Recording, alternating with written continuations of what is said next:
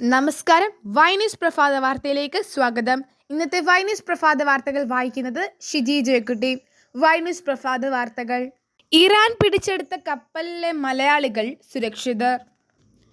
ഇസ്രായേലിനെ ആക്രമിച്ചത് അറിയിച്ച ശേഷം ഇറാൻ. കേജ്രിവാളിന്റെ ഹർജിക്ക് അടിയന്തര പരിഗണനയില്ല. റോഡിന് കുറുകെ കെട്ടിയ വടം കഴുത്തിൽ കുരുങ്ങി മരണം. യുവാവിന്റെ ദാരുണാന്ത്യം കൊച്ചി വളഞ്ഞമ്പലത്ത്. PSC CPO റാങ്കുകാരുടെ സമരം അടുത്ത റാങ്ക് ലിസ്റ്റ് പകുതിയാക്കി. കഴിഞ്ഞ CPO പട്ടികയിൽ 13,975, പുതിയതിൽ 6,647. 41 തസ്തികകളിലേക്ക് PSC വിജ്ഞാപനം. കരിമണൽ മുതൽ കരുവന്നൂർ വരെ കടന്നാക്രമിച്ച് മോദി. സംസ്ഥാന സർക്കാരിനും CPMനുമെതിരെ ആഞ്ഞടിച്ച് പ്രധാനമന്ത്രി. പിണറായിയോട് രാഹുൽ, മോദിയെ എതിർക്കും. പിണറായിയെയും മോദിയെയും കടന്നാക്രമിച്ച് രാഹുൽ. ആവേശമായി രാഹുലിന്റെ പര്യടനം.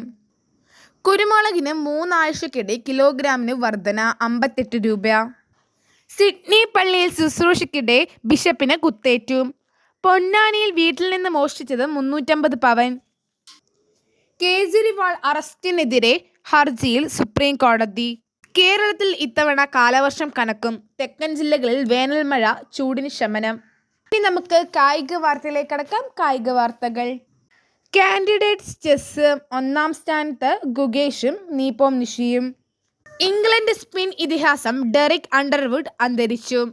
ആശാ ശോഭനയ്ക്കും സജന സജീവിനും ഇന്ത്യൻ വനിതാ T20 ടീമിൽ അരങ്ങേറ്റം. ഇവർ ഇനി ഇന്ത്യൻ ടീമിൽ. ബംഗളൂരുവിനെതിരെ ഹൈദരാബാദിന് 25 റൺസ് ജയം. IPLലെ റെക്കോർഡ് സ്കോർ തിരുത്തി ഹൈദരാബാദ്. 20 ഓവറിൽ 3-ന് 287. ISL league winners shield. ബഗാന് കിരീടം. Blasters vs Odisha play off ഭുവനേശ്വറിൽ. ബയർ ലെവർക്യൂസന് ജർമ്മൻ ബുന്ദ്സ്ലീഗയിൽ ആദ്യ കിരീടം. ഇതോടെ വൈന്യൂസ് പ്രഭാത വാർത്തകൾ ഇവിടെ അവസാനിച്ചിരിക്കുന്നു. നന്ദി, നമസ്കാരം.